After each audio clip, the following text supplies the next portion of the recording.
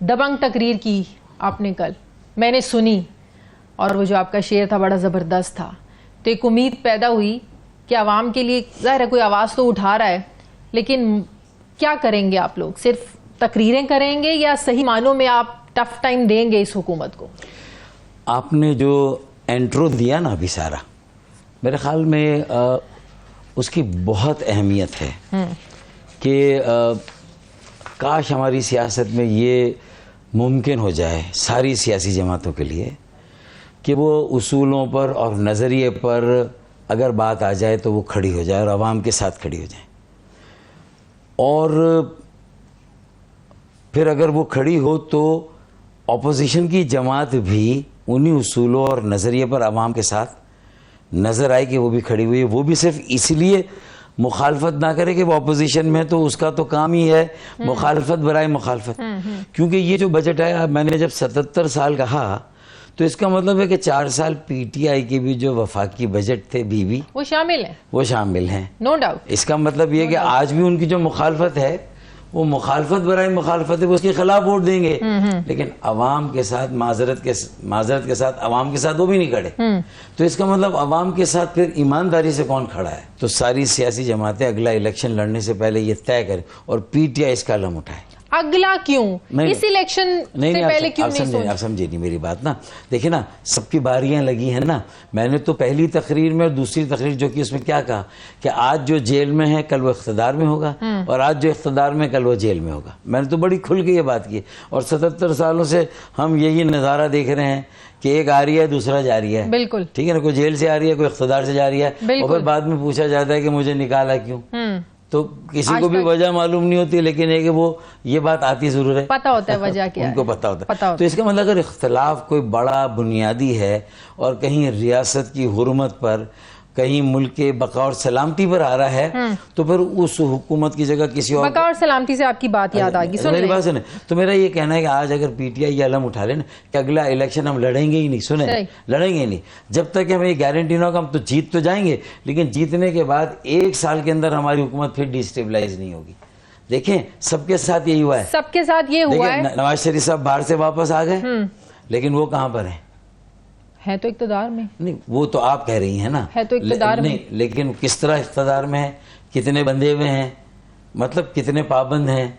अच्छा, हाँ, बंधे हुए हैं, हाथ बंधे नजर आ रहा है ना। इसहाक डार नहीं बने ना वजीर खजाना, नहीं बने, वजीर खारजा बन गए, वजीर दाखिला भी इनके नहीं बने, वो भी कोई और लग गया। तो इसका मतलब बहुत सारी बातें ऐसी जो मुझे मेरे मुंह से कहलवाएंगे ना तो खामखाई मेरी शामत आ जाएगी। तो फिर आप लोग भी, तो इसका देखिए, लेकिन मैं तो फिर भी दबे दबे लफ्जों में सारी बातें कर रहा हूँ ना। और मेरी जो तकारीर जितनी भी हुई है, पहली स्पीकर के इंतखाब के वक्त जो मैंने की, दूसरी जो मैंने सदर जरदारी के जो खिताब पर जो जॉइंट पार्लियामेंट मैंने उस पर जो जवाब दिया, तो हर जगह मैंने पाकिस्तान के रियासती इदारों में मुकन्नना हो, ठीक है ना, अदलिया हो या इंतजामिया जिसमें एस्टेब्लिशमेंट, मैंने तो सबको उनके हिस्से की जो गलतियां थी। ये हुकूमत बाइख्तियार नहीं अपनी मर्जी से फैसले करने की सलाहियत नहीं है। मतलब है कि मुझे इस पर मेरा तासुर यही है कि बहुत सारे फैसले शायद उनकी मर्जी के नहीं हो रहे, मुझे लगता है। मसलन देखिए, मसलन की बात नहीं, मतलब फैसले मसलन वजारतें जैसे 2 अहम, वो उनकी मर्जी की नहीं थी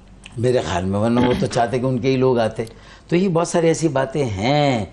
अब इस पसे मंजर में जो ये सारी बातें हमने बड़ा, तो इसका मतलब ये है कि डायलॉग्स भी उनकी मर्जी के बगैर नहीं हो सकते। अगर आप लोग हुकूमत करना भी चाहे, नून लीग करना भी चाहे। अच्छा, अब ये भी बहुत बुरी बात है कि किसी फरीक को आप बिठाकर आमने सामने बात ना कर सके और सारी सियासी जमातें अपने अपने वक्तों पर एस्टैब्लिशमेंट के सामने खड़ी हो जाएं जब उनके मफादात पे जद पड़े। बिल्कुल ऐसे। और जब उनको जरूरत हो और दोनों को एक दूसरे की जरूरत हो तो वो दोनों एक दूसरे के साथ। बिल्कुल ऐसे ही ऐसा होता है ना, बिल्कुल ऐसे होता है। तो इसका मतलब सिर्फ अकेले एस्टैब्लिशमेंट को ही हम क्यों डिस्कस करें?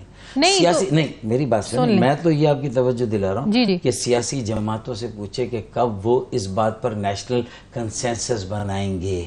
तो आप लोग बैठे ना पार्लियामेंट में जनाब। मैं छोटी जमात हूँ। अभी आपने तकरीर में ये भी कहा, अभी आपने मुल्क की बका और सलामती की बात की, आपने कहा ये बजट कारोबार दोस्त और आवाम दोस्त बजट नहीं है। अगर बजट पास किया गया तो ये मुल्क की बका और सलामती के लिए खतरा होगा। इसका मतलब मैं विसल ब्लोअर हूँ कि मैं वो हुर हूँ जो कि विसल ब्लो कर रहा है और बता रहा है कि ये गलत है। मुझ में इतनी जरूरत तो है ना। तो ये भी जुर्रत करें ना, उस खतरे का हिस्सा ना बने। ये जुर्रत करें। अच्छा, मैंने तो कई बार जुर्रत करके इवन यहाँ तक कि मुझे तो अपनी पार्टी से अलग होना पड़ा। मैं तो 4.5 साल बीवी इस सारी बात को सह चुका हूँ। तो फिर अदम एतमाद, हाँ, मैं चाहता हूँ कि नहीं, मैं उस वक्त पार्टी में नहीं था, अभी भी याद, मैं नहीं था ना, और मैंने मुखालफत भी की थी। और मेरी उस मुखालफत वाली प्रेस कॉन्फ्रेंस को तकरीबन 1 करोड़ लोगों ने देखा भी था, मेरे व्यूअर्स। बिल्कुल, अच्छा। ठीक है ना। तो मैं तो बहुत सारी बातों पे खड़ा भी हो जाता हूँ और फिर उसके बाद मुझे बहुत सारी चीज़ों को भुगतना भी पड़ता है। तो मैं ये कह रहा हूँ कि अब मेरी एज भी रिटायरमेंट की तरफ जा रही है ना, ठीक है ना। तो मैं ये कहता हूँ कि यार अगर हमसे ये काम नहीं हो रहा, जिस जरूरतमंदी का आप कह रहे हैं कि थोड़ा और कदम बढ़ाओ फारूक भाई, हम तुम्हारे साथ हैं, ठीक है ना। तो ये नारा तो आपकी पार्टी को आपके साथ लगाना चाहिए। देखिए मेरी बात सुने ना, तो आप आज आप अपने प्रोग्राम की रेटिंग के लिए मुझे मेरी जो रेटिंग है जिस तरह मुझे उकसा रही है कि जहाँ इतनी जरूरत की थोड़ी जरूरत और करके आगे जाए, तो देखिए ये आवाम के जज्बात हैं कि आपको आवाम के लिए खड़े होना है। अच्छा, आवाम समझते हैं कि फारूक भाई में इतनी जरूरत जरूर है कि वो वहां जाके जो बात है वो कर देते हैं। उसके बाद पूरी पार्टी ने 30 साल में जो सफर किया है, हम अपनी लड़ाई लड़ते लड़ते जो है वो कहाँ पहुंच गए, तकसीम हुए, खत्म हो गए।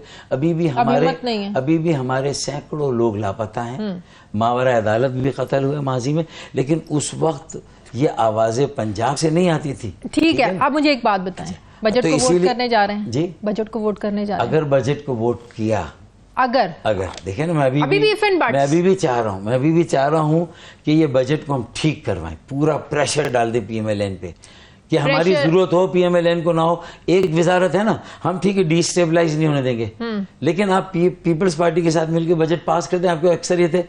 हमें क्यों इसमें खाम खाई में जो बेगुनाह बेलज्जत में आप शामिल करते हैं? मतलब काम एक आपके बगैर हो ही जाना, तो गुनाह बेलज्जत तो ना कहें ना। तो फिर हम क्या कह रहे हैं कि हम पास ना करें, हम न्यूट्रल हो जाएं, हम ना वोट दें। अच्छा, ये भी एक ऑप्शन है, देयर इज ऑप्शन। हाँ, कि आप बिल्कुल न्यूट्रल हो जाएं, आप ना हाँ में हो ना नाम में हो, हम न्यूट्रल हो जाएं। तो ये सुने और पीएमएलएन और पीपल्स पार्टी इसको पास कर दे, उस बजट को, और हम वजारत जो है वो शुक्रिया के साथ वापस कर दे जो एक हमें दी गई है।